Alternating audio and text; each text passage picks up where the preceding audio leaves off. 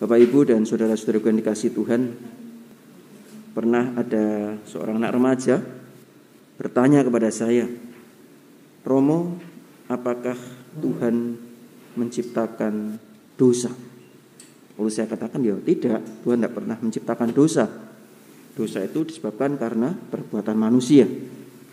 Mengapa kamu kok bertanya seperti itu?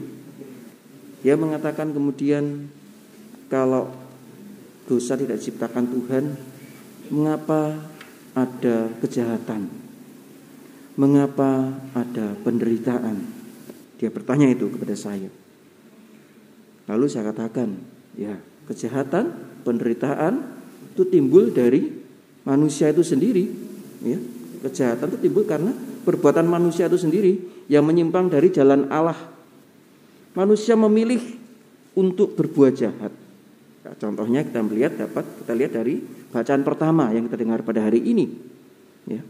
Tuhan Allah sudah mengatakan bahwa semua buah di taman ini boleh kamu makan. Hanya satu yang tidak boleh. Buah di tengah taman yang tidak boleh dimakan. Namun karena manusia terlalu ingin tahu, ya, ingin tahu sebenarnya baik, tetapi ingin tahunya ini apa ini? Ya karena ada juga rasa iri. Ya, aku ingin juga seperti Allah, tahu yang baik dan yang buruk. Nah ini ya sudah mulai ada seperti itu. Kemudian manusia ketika dibujuk oleh ular, akhirnya manusia melanggar perintah Tuhan. Artinya yang melanggar adalah manusia. Allah tidak pernah menyuruh manusia untuk melanggar. Maka inisiatif semuanya dari manusia. Ya, kehendak bebas manusialah yang kadang-kadang atau seringkali membuat manusia jatuh dalam dosa. Maka dari itu dosa tidak pernah diciptakan oleh Allah.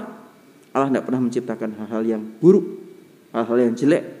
Allah selalu menciptakan semuanya baik. Namun karena manusia yang karena kehendak bebasnya kemudian salah atau menyalahgunakan kehendak bebas itu, sehingga manusia jatuh ke dalam pencobaan, jatuh di dalam dosa-dosa dan kejahatan. Saudara-saudara yang dikasihi Tuhan, namun Tuhan Allah tidak pernah membiarkan manusia untuk selalu jatuh dalam dosa. Maka Ia kemudian mengaruniakan putranya yang tunggal, Tuhan Yesus Kristus, kepada manusia untuk menebus dosa-dosa umat manusia. Melalui wafat dan kebangkitan Tuhan Yesus, manusia dipulihkan, manusia disembuhkan. Kita lihat dalam bacaan Injil pada hari ini, bagaimana ke dalam karyanya Tuhan Yesus sungguh-sungguh menjadi lambang kehadiran Tuhan, kehadiran Allah sendiri yang memulihkan dan menyembuhkan. Orang yang tuli dijadikannya mendengar, yang gagap dijadikannya berbicara. Namun untuk itu semua, saudara-saudara yang dikasihi Tuhan, diperlukan keterbukaan hati dari manusia itu sendiri. Apakah manusia itu mau disembuhkan oleh Tuhan? Kadang-kadang kita itu masih terlena, terhanyut pada dosa-dosa kita. Dosa itu enak kok ya, dibandingkan doa ya.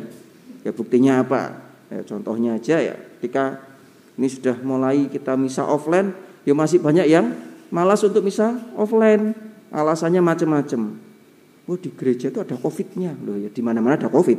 Jangan kan di gereja, di mana-mana ada COVID, kok mau bilang ada COVID-nya? Iya.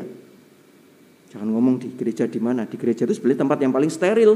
Di sini pun juga tempat yang paling steril. Kenapa? Selalu ada protokol kesehatan yang ketat. Ya, selalu ada protokol kesehatan yang ketat. Di gereja ataupun di tempat-tempat seperti ini, selalu protokol kesehatannya sangat-sangat ketat. Ya, justru di luar-luar sana itu yang tidak ketat. Ya, di mall, di mana-mana. Ya, saya kadang juga dengan umat ya gitu. Wah, berani sepedaan, berani jalan-jalan di Jiwok itu selalu rame itu ya. Itu. Saya bilang kadang-kadang, "Loh, Bu berani ke Jiwok, Bapak berani ke Jiwok, berani ke Pakuwon Mall, tapi misa. Aduh, saya kalau misa itu takut. Nanti di sana itu ada ini dan sebagainya gini. Lo kan enggak takut ke Jiwok?" Nah, itu ya. Kadang-kadang seperti itu. Nah, ini saudara-saudara yang dikasihi Tuhan, kadang-kadang nah inilah Tadi saya katakan dosa itu lebih enak daripada doa. Ya, nah, maka dari itu, disinilah hendaknya dibangun kesadaran. Ketika kita mau membuka hati kita kepada Tuhan, maka Allah akan hadir di tengah-tengah kita. Ya, yang penting adalah bagaimana kita mau membuka hati kita, mau bertobat, mau menyadari akan kasih Tuhan kepada kita. Maka saudara-saudara yang dikasih Tuhan, mari kita membuka hati kita, membuka telinga kita, agar supaya kita sungguh-sungguh dapat merasakan belas kasih dan cinta Tuhan kepada kita. Sehingga selanjutnya kita pun berani mewartakan cinta Tuhan itu kepada sesama kita dan menjadi berkat bagi semua orang. Amin.